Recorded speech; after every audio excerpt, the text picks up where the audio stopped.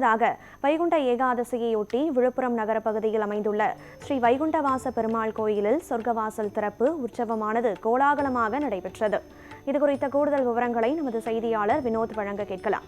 வணக்கம் வினோத், அங்கு விழுப்புரத்தில் இருக்கக்கூடிய இந்த பெருமாள் கோயிலில் சொர்க்கவாசலானது எத்தனை மணிக்கு திறக்கப்பட்டது? சொர்க்கவாசல் எவ்வளவு நேரம் திறந்து வைக்கப்பட காத்திருக்கிறது? இது குறித்த கூடுதல் விவரம் என்ன? வணக்கம் கனகதாரா. மார்கழி மாத ஏகாதசியான இன்று வைகுண்ட ஏகாதசி விழா நாடு முழுவதும் பக்தி உற்சாகத்துடன் கொண்டாடப்பட்டு வருகிறது. இந்த விழாவை முன்னிட்டு தமிழகம் உள்ளிட்ட பல மாநிலங்களில் உள்ள பெருமாள் கோயில்களில் அதிகாலை சிறப்பு பூஜைகளுடன் சொர்க்கவாசல் திறக்கப்பட்டது. இதனைத் தொடர்ந்து வைகுண்ட ஏகாதசியை முன்னிட்டு விழுப்புரம் நகர பகுதியில் அமைந்துள்ள ஸ்ரீ வைகுண்ட வாசல் பெருமாள் திருக்கோவிலில் சொர்க்கவாசல் திறப்பு உற்சவமானது சரியாக அதிகாலை 5 மணி அளவில் திறக்கப்பட்டது. பக்தர்கள் நீண்ட வரிசையில் நின்று சொர்க்கவாசல் திறக்கப்பட்ட போது சாமி தரிசனம் செய்து வருகின்றனர்.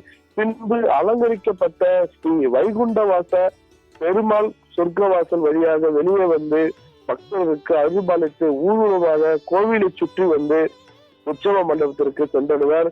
கடும் பணியை பொருட்படுத்தாமல் 1000க்கும் மேற்பட்ட பக்தர்கள் நீண்ட வரிசையில் நின்று சாமி தரிசனம் செய்து வருகின்றனர்.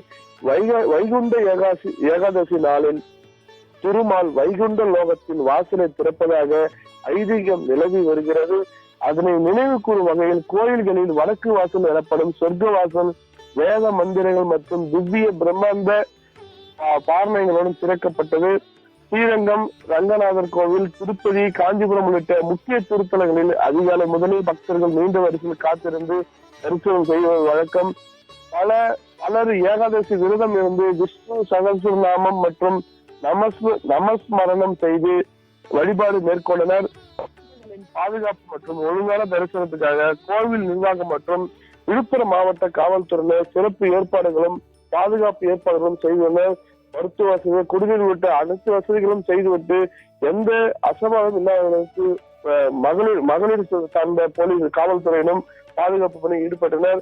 இந்த சொர்க்கவாசல் வழியாக தரிசனம் செய்தால் புண்ணியம் கிடைக்கும், பாவங்கள் நீங்கி நல்வாழ்வு பெறலாம் என்பதும் பக்தர்களின் ஆழ்ந்த நம்பிக்கையாக உள்ளது. கனகதாரா, விவரங்களை வழங்கியமைக்கு நன்றி வினோத்.